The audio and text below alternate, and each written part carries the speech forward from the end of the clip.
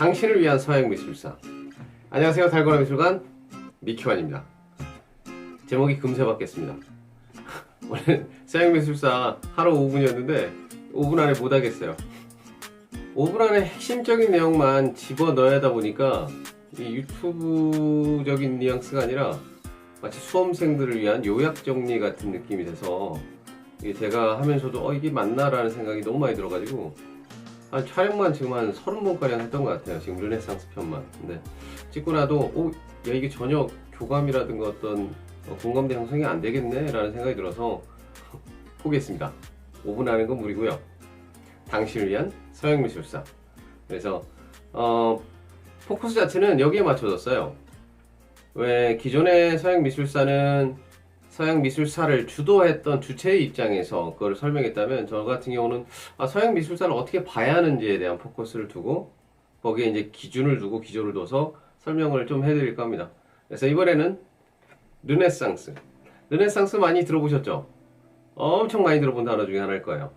그래서 보통 조금 이제 학식이 있는 분들한테 르네상스가 뭐야? 라고 물어보면은 문해부흥 혹은 인간중심 뭐 이런 말씀을 하시죠. 다 맞는 말씀이시죠. 그래서 원래 이제 굳이 따지고 들어가면 이거죠. 중세 암흑기에 사람들이 깨닫기 시작했네. 어떤 계기로. 그래서 고대 철학이라든가 어떤 지식 체계가 중세를 뛰어넘고 훌륭하고 위대하다라는 어떤 그런 기조에서 시작됐다고 보시면 돼요. 그런데 문제는 제가 드리고 싶은 말씀은, 그렇게 해서 사실은 르네상스가 어떻게 태동됐고 르네상스의 원인은 뭐고 르네상스의 정의는 뭔지에 대해서는 학자들마다 다양한 이야기와 역사학자들마다 다양한 접근이 있는데, 제가 이제 우리가 중요한 건 그거죠. 그래서 어떤 그림이 르네상스인데? 라는 거죠. 그래서 어떤 그림을 우린 르네상스로 볼 거냐 이거예요. 미술관에서 박물관에서. 사실 이게 중요한 포인트 아닌가요? 르네상스 시대의 그림을 우리가 이해하기 위해서 가장 중요한 포인트 중에 하나는, 르네상스 시대의 그림을 보면은 그게 안 보여요. 그래서 오히려 그 전 시대의 그림과 비교해서 봤을 때 이런 걸 르네상스라 그러는구나 라고 좀 더 손쉽게 짚어볼 수 있지 않나라는 거. 그래서 전 시간에 했던 이 그림 기억나세요? 중세미술. 이 그림이 갖고 있던 어떤 중세미술의 특징이 사라졌을 때 르네상스 시작이다라고 해도 괜찮겠죠. 자, 중세시대 그림 보고 있으면 어떤 느낌이 드세요? 이 그림 보고 나는 아름답다, 나 이 그림 봤을 때 너무 감동적이다, 없으시죠? 대부분 다. 물론 중세미술이 갖고 있는 매력도 있습니다. 그 이야기는 안 보셨나요? 저희 지난 방송에 촬영해 놨으니까 중세시대 미술 매력은 어떤 건지를 한번 참고해서 보시고요. 자, 근데 일반적으로 보편적인 어떤 시각에서 봤을 때 우리는 이 그림을 아름답거나 이쁘다고 얘기를 하지 않죠. 그리고 굳이 하나 이제 특징을 잡아낸다면, 여기에 등장하는 인물들을 이렇게 자세히 보고 있으면요, 하나같이 굳어있죠. 표정은 딱딱하고. 자, 요게 바뀐 거라고 보시면 돼요. 이게 어떻게? 그림이 아름답게, 그리고 사람들이 어떻게? 자연스럽고 인간답게. 그게 바로 뭐다? 그게 르네상스다. 그래서 여러분한테 오늘은 르네상스 초창기의 작품 중에 하나죠. 그러니까 르네상스 전성기에 가면 여러분 많이 들어보셨던 그 양반들 기어 나옵니다. 3대 거장. 우리나라 이 3대라는 표현 대단히 좋아하시죠. 그래서 3대 맛집 뭐 이런 거. 그래서 미켈란젤로 3대 짬뽕. 여튼 미켈란젤로, 라파엘로, 레오나르도 다빈치라는 그 3대 거장이 있는데, 그들이 나오기 전에 이미 르네상스는 태동되고 있겠죠. 그들이 태어나기 한 100년 전, 150년 전쯤부터 르네상스는 조금씩 가동되기 시작했다라는 거.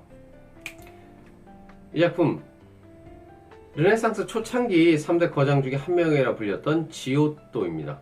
지오또가 그린 마에스타라는 작품이죠.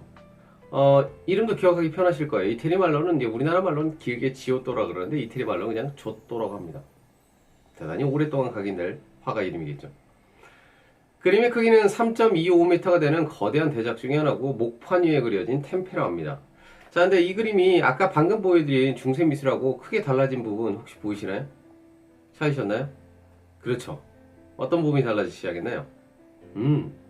그림 안에 사람들이 공간을 느끼게 되죠. 성모 마리아가 앉아있는 의자의 공간, 그리고 그 밑에 있는 계단. 또 하나, 성모 마리아가 평평하게 이렇게 발라져 있는 게 아니라 어느 정도 입체감을 갖고 있죠. 그래서 성모 마리아의 가슴 부위와 무릎이 이렇게 돌출돼서 튀어나와 있다라는 거. 우리 눈에는 이게 대단한 거겠어라고 하겠지만, 당시 사람들 눈에는 오라는 소리가 나오겠죠. 이렇게 보시면 되겠죠. 인간 중심으로 돌아왔다는 얘기는 거꾸로 역으로 중세시대는 누구 중심이었다? 신 중심이었다. 그러다 보니까 우리가 신을 이 현실에서 만날 수 있어요? 이 세상에서 못 만나죠. 신은 어디 있어요? 여기 있거나 여기 있겠죠.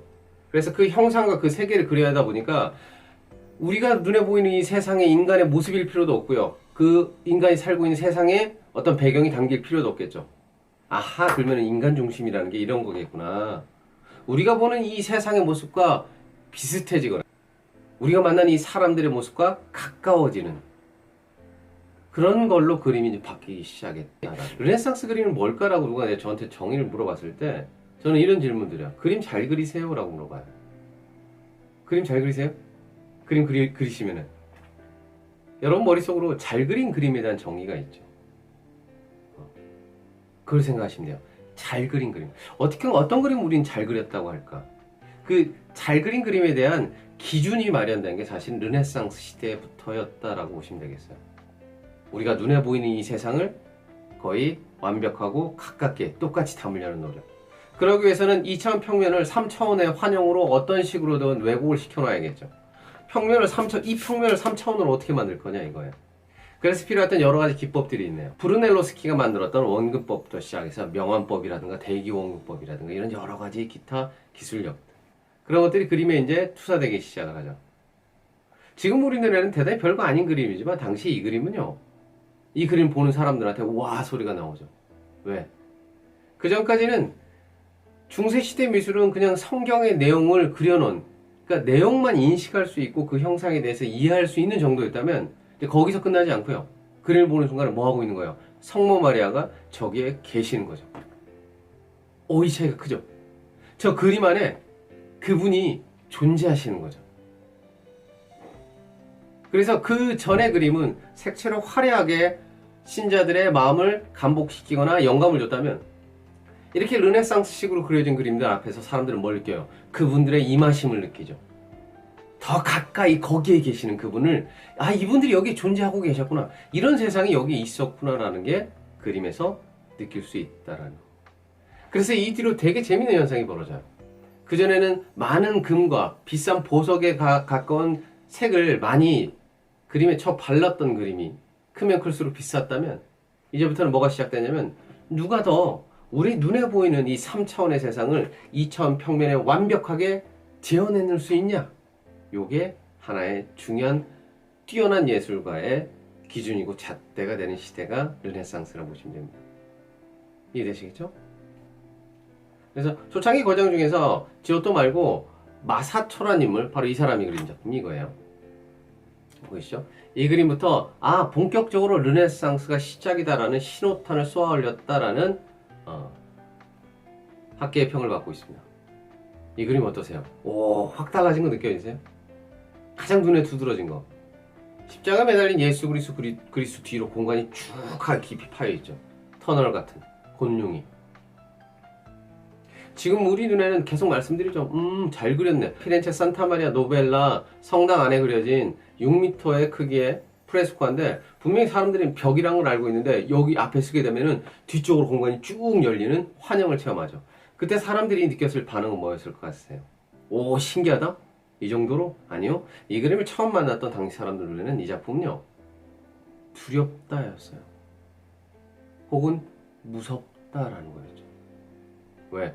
분명히 내가 이 그림이 벽에 그렸다는 걸 알고 있는데 그림을 보고 있는 순간 내 시선이 어떻게 그림 안으로 저 터널 안으로 깊이 빨려 들어가고 있죠. 그리고 예수 그리스도가 십자가에 매달리는 저 느낌도 막이 내 머릿속에 예수 그리스도는 십자가에 매달렸다는 데서 끝나지 않고 저 안에서 저게 저렇게 계셨지. 그리고 표정 보이세요? 대단히 고통받고 힘겨워하는 느낌.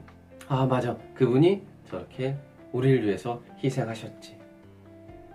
라고 더욱더 현실감 있게 현장감 있게 사람들한테 성경의 내용을 전달할 수 있는 그런 그림이 탄생하게 됐더라. 이런 게 바로 이제 르네상스 그림은 그런 거구나.